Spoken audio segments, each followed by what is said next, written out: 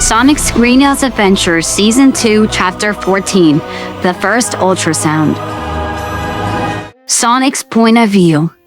When we arrived home, Prot's mom had an excited look on her face. Hey boys, glad you're back. We have exciting news that's this weekend besides my first ultrasound. Prot's mom said as we followed her to the dining table. This got me and Shadow excitedly curious. Oh really? What is it? I asked excitedly as we began to eat. Rachel and Jojo are finally moving to Green Hills. Prot's mom said happily, and this made me and Shadow gasp. That's great! We're helping them move in, right? I asked hopefully. Yep, they'll be here Sunday morning. My ultrasound is Saturday afternoon. Well, I hate to dampen the mood, but there's something we have to tell you. Well, I confessed my feelings to Marina, as she feels the exact same way. So then we kissed and it caused the symbol and the scratches to disappear. But obviously only temporarily. Zim asked the tallest about it, and they told us why that happened.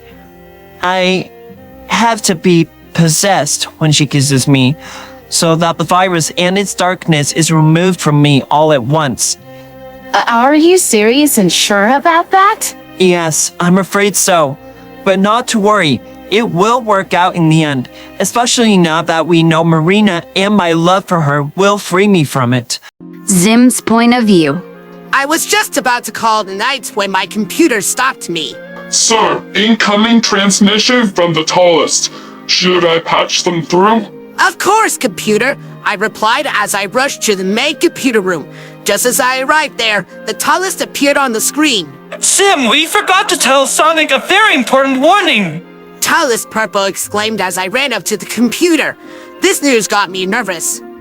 Well, if you tell me, I'll tell him. So what is it? Sonic mustn't use any of his powers for the rest of Phase 2. Sonic won't be able to predict what will happen if he does. Got it. Thank you, my tallest. Invader Zim signing off. I said as I saluted and the transmission ended.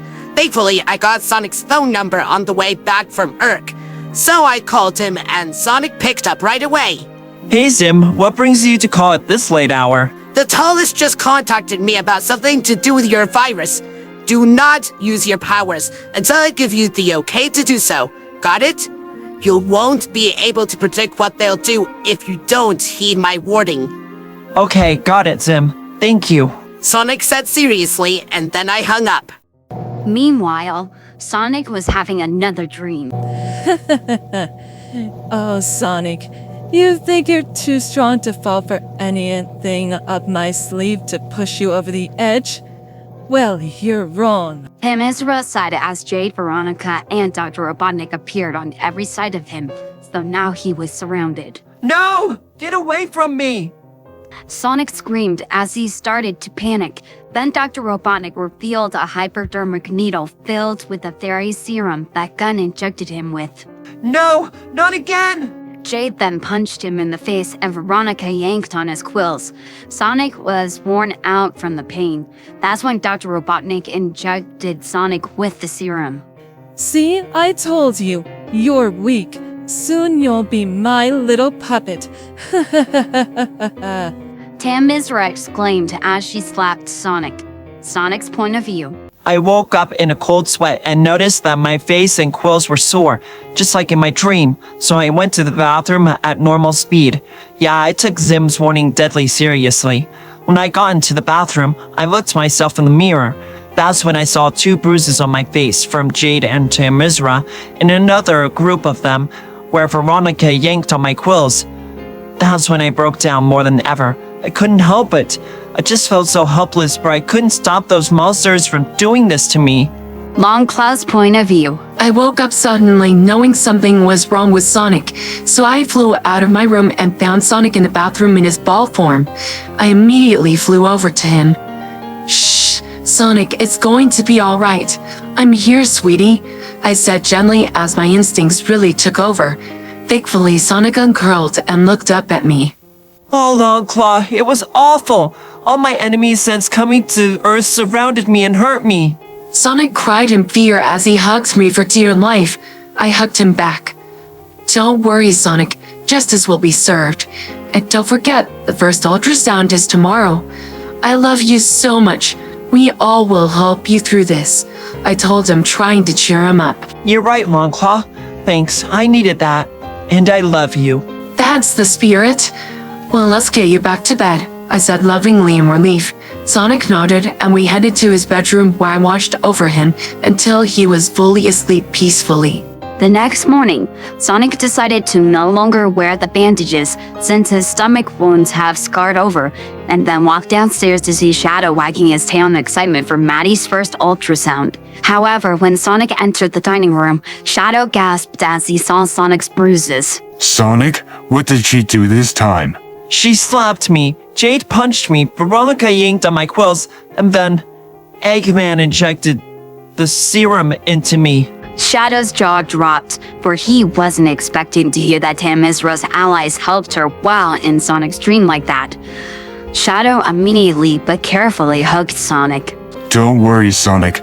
Marina will be able to save you when the time is right, remember? Oh yeah, that reminds me. I have a song to write to celebrate the start of my relationship with Marina. Oh, and Zim said I can't use my powers for the time being. So yeah, it's gonna take the whole morning to write. Huh, really?